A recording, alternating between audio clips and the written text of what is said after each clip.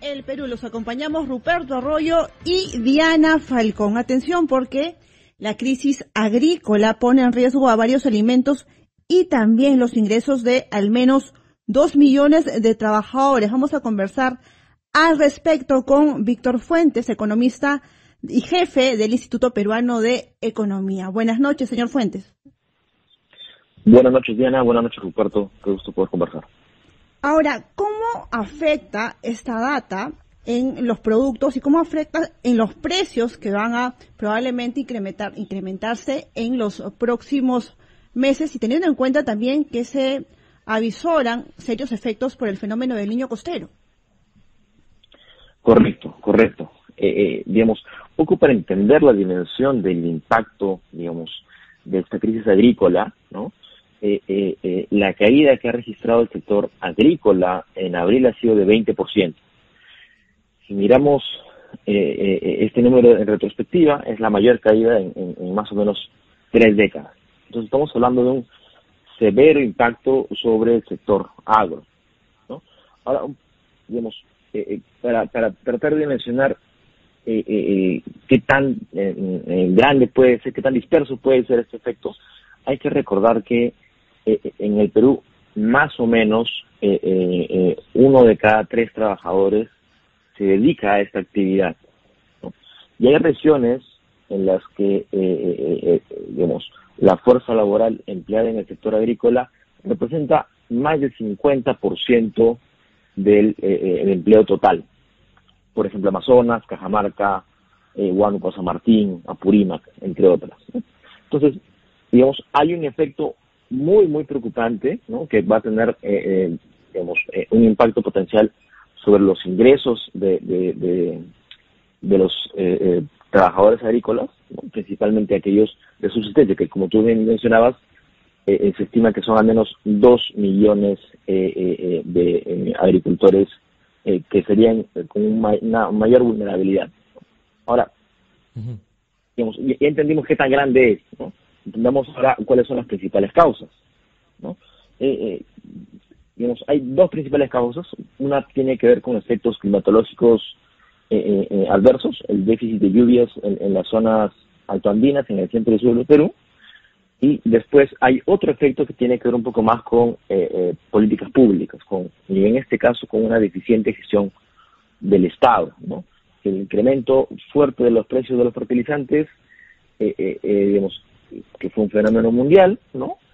Y lógicamente también ocurrió en el Perú, no pudo ser atendido de la mejor manera el año pasado por nuestras autoridades. Hemos visto, creo que 5 procesos de compra fallidos, ¿no? Y hoy estamos viendo los frutos de esa campaña poco intensiva en el uso de estos fertilizantes.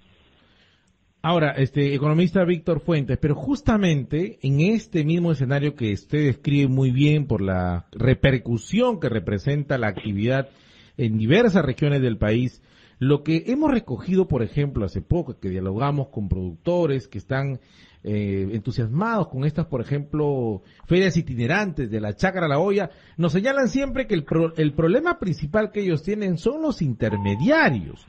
Por ejemplo, nos decían, ellos, en el caso puntual, por ejemplo, vendían habas a 50 céntimos el kilo en Chacra, y en el mercado en Lima lo encuentran a 5 soles, pero ellos solamente reciben una mínima parte. Esos 50 céntimos evidentemente no les acarrea ni siquiera el costo de producción.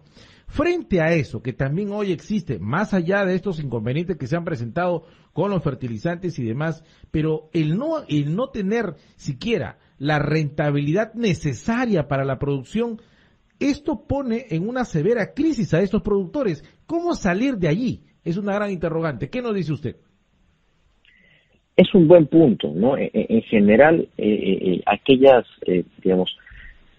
agentes que participan en el mercado, productores, intermediarios o consumidores, aquellos que tienen más poder de negociación, siempre van a poder obtener un mejor margen, ¿no? En este caso, efectivamente, en el sector agro, suele suceder que los intermediarios tienen un mayor poder de negociación, por ejemplo, de acopiar la producción de pequeños agricultores y, por lo tanto, poder obtener mejores beneficios, ¿no? Ahora, es difícil encontrar una solución, una única solución, una bala de plata, pero creo que es importante empezar, por ejemplo, con esas tres integrantes que de alguna manera trata de acercar la chacra a la olla, pero eso también se complica, por ejemplo, cuando las carreteras están en mal estado, ¿no? Es decir, en la medida en que no sea fácil el acceso desde el campo a la olla, es mucho más importante aún el papel de los intermediarios, ¿no? En la medida en que se hace mucho más costoso poder sacar los productos, digamos, surge una alternativa rentable dentro de lo poco que se puede, ¿no? Para estas unidades productivas, ¿no? Otro espacio muy importante es el que hay muy poca coordinación, ¿no? Hay muy poco espacio para la cooperatividad, ¿no? Han habido experiencias bastante interesantes que se han dado desde el Estado, desde la cooperación internacional también. Sin embargo, no han sido todavía bastante ágiles en poder, digamos, sostener el esfuerzo una vez que el impulso se agota, ¿no? En ese sentido, es importante destacar cómo hay unas mesas de trabajo ejecutivas en la producción de diferentes cadenas, como por ejemplo el mango, el café, en el norte y en algunas regiones de la selva también, ¿no? Son experiencias que vienen empezando a funcionar cada vez mejor y le permiten a los propios agricultores entender cuáles son esas principales trabas que les permite acceder a un mejor mercado, ¿no? Porque estamos hablando del mismo producto. Ahora, señor Fuentes, usted ha mencionado una serie de regiones cuya población vive prácticamente la agricultura. Un grueso número de su población vive de la agricultura, es decir, no solamente se va a afectar al consumidor, sino también al agricultor. Dicho esto, ¿cuál debería ser el plan de contingencia de parte de diferentes instituciones del Estado para que puedan reducir este riesgo? A ver, por un lado es importante entender que seguramente van a haber algunos espacios de asistencia directa, ¿no? Pero deben ser muy focalizados, tratando de respetar, por supuesto, la sostenibilidad fiscal que en los últimos meses ha venido reduciéndose, ¿no? Entonces, seguramente ese es un espacio que sin duda tendrá lugar. Ya ustedes lo venían anunciando en el inicio, como este inicio de Reactiva Agro trata de inyectar recursos al sector, ¿no?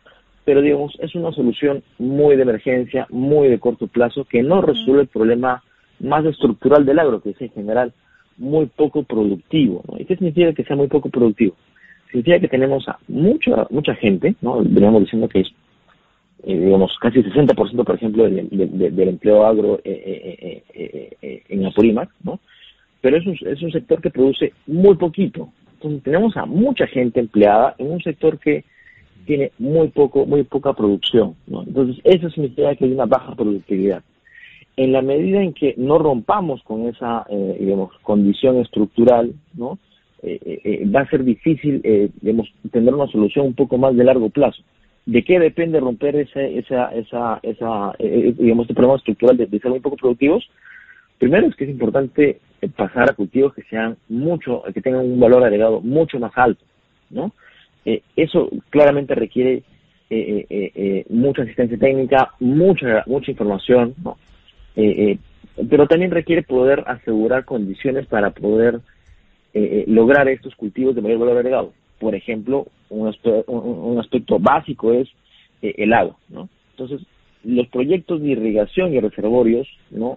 Principalmente en la zona altoandina y del centro y sur, digamos, tiene severas carencias ahí que podrían también impedir romper con este déficit tan grande, ¿no?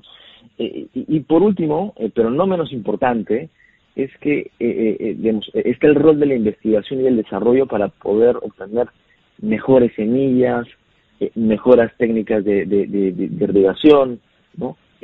Digamos, aprovechar cómo hay importantes recursos fiscales que se destinan a la academia, principalmente a las universidades públicas, y sin embargo en los últimos años no se ha visto una articulación lo suficientemente buena que permita ser más productivo al agro en el Perú.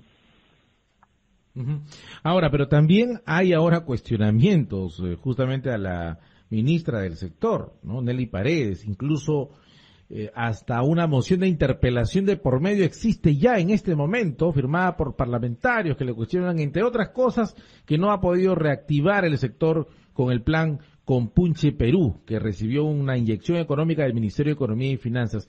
¿Qué tanto mal hace, por ejemplo, que este ruido político termine también de repente hasta retardando más implementación de medidas que son urgentes ahora con el riesgo del niño global? Definitivamente el ruido político tiene un impacto negativo muy importante, ¿no?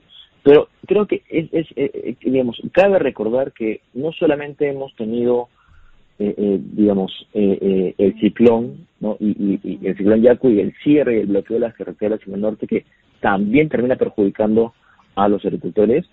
En el sur, en enero y febrero, también tuvimos cierres y bloqueos de carreteras que también perjudicaron a los agricultores, ¿no? Entonces, digamos, el ruido político afecta definitivamente, ¿no? Pero la paralización económica producto de los conflictos sociales o la progresión del bloqueo de las carreteras producto de fenómenos climatológicos también ha complicado la recuperación del sector agro, ¿no?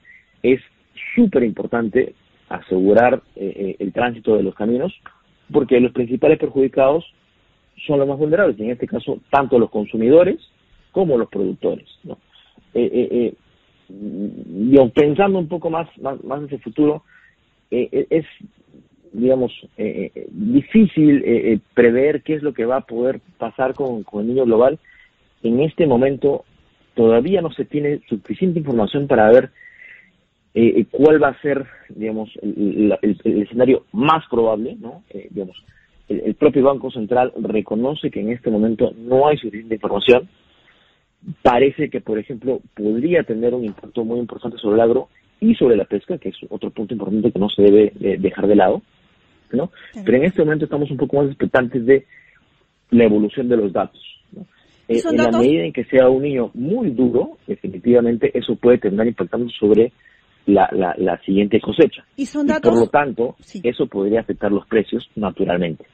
Y son datos muy importantes los que ha dado el Instituto Peruano de Economía. La actividad agrícola ha caído en más de 20% en el último año. Atención, y es la cifra más alta en los últimos 30 años. Muchas gracias, Víctor Fuentes, por estar en la rotativa del aire, jefe de Economía y economista del Instituto Peruano de Economía. Regresamos en breve, son las